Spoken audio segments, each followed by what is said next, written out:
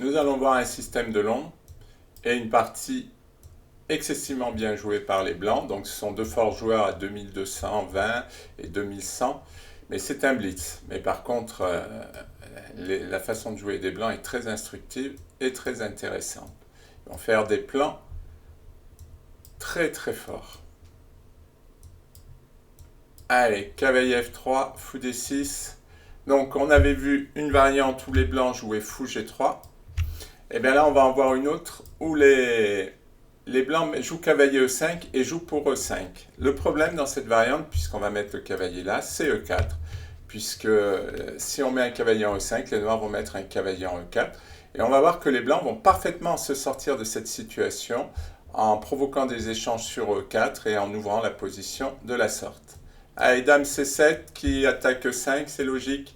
On enlève le cavalier et on va donner la case 4 au noir. Fou D3, cavalier E4, forcément, on n'a pas trop le choix.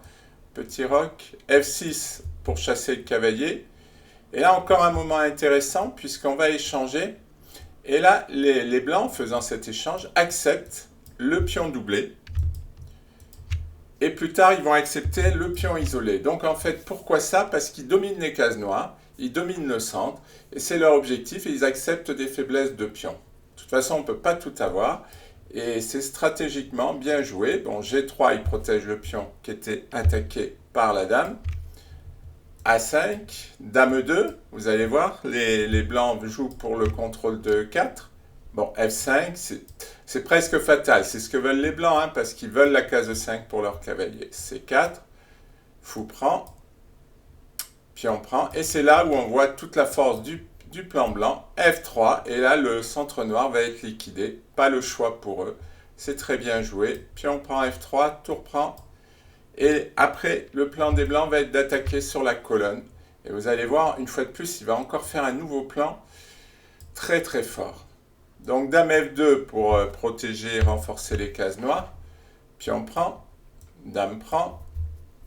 Dame A7 pour forcer l'échange des dames. C'est vrai que les noirs manquent un peu d'espace. Ils comptent attaquer sur l'aile dame. Et c'est vrai que s'ils se débarrassent de la dame, normalement les chances d'attaque sur l'aile roi sont moindres. Et ça pourrait être en faveur des noirs. Mais nous allons voir que les blancs vont bien jouer et ne vont pas se laisser faire. Tour E1, c'est le plan. Attaquer sur la colonne E. Dame prend, pion prend. Tour B8, logique. Tour F2 pour défendre. Tour B6 pour protéger le pion. Les noirs anticipent la future action. Bon, tour E3, double intérêt. On va doubler les tours. Et on peut venir ici pour attaquer le pion faible si nécessaire. H6. Et là, H4 encore va être très fort parce que ça empêche G5. Et on va voir qu'après, il va faire un schéma de maths avec H5. Tour F6. Alors ça, c'est, à mon avis, manque de temps. Les noirs ne savent plus trop quoi jouer. Et ça, c'est une erreur. On va voir que la tour va très vite revenir en arrière. Tout de suite. Bon, c'est pas terrible. Les blancs en profitent parce que c'est vrai que positionnellement, le mieux, c'est, avant d'attaquer, c'est d'avoir toutes ces pièces à l'endroit idéal. Et c'est vrai que le roi, là, il serait bien ici pour protéger le pion. Et ensuite, les blancs seraient tranquilles pour faire leurs opérations. Donc, les blancs se lancent dans ça.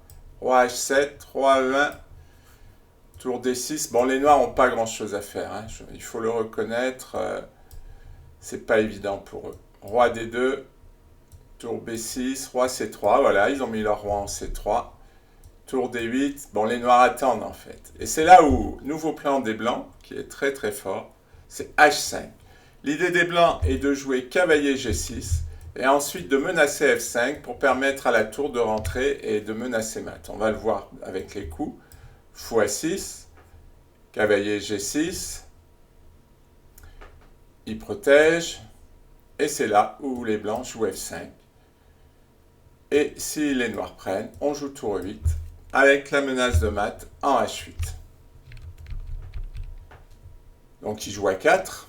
Bon, là, on va gagner un pion et quasiment la partie. Hein. Les échanges sont en notre faveur. Il n'y a plus à réfléchir. Et en plus, comme les noirs échangent tout.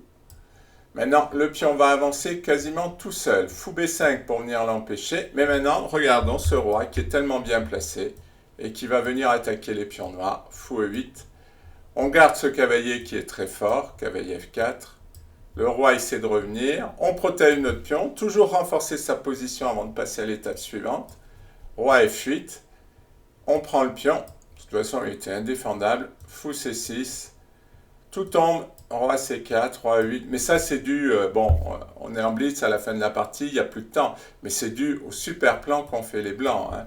C'est surtout ça qu'il faut retenir. Parce que c'était quand même un bon joueur avec les noirs. Et même si c'est de la cadence rapide, ces plans sont vraiment très forts. Allez, maintenant, il va les faire dame. Roi 8, cavalier C7. Pion dame. Bon, et il n'abandonne pas encore, mais ça ne saurait tarder. D'ailleurs, je pense qu'il y a dame 7, échec. Voilà, une très belle partie, avec des plans très bien faits. Les blancs améliorent leur position avant de passer à l'étape suivante. Toujours, ils essaient de placer leurs pièces au mieux. Ils font des très beaux plans, et c'est vrai que les noirs sont un peu out sur la partie, mais ça, c'est dû au très beau jeu blanc.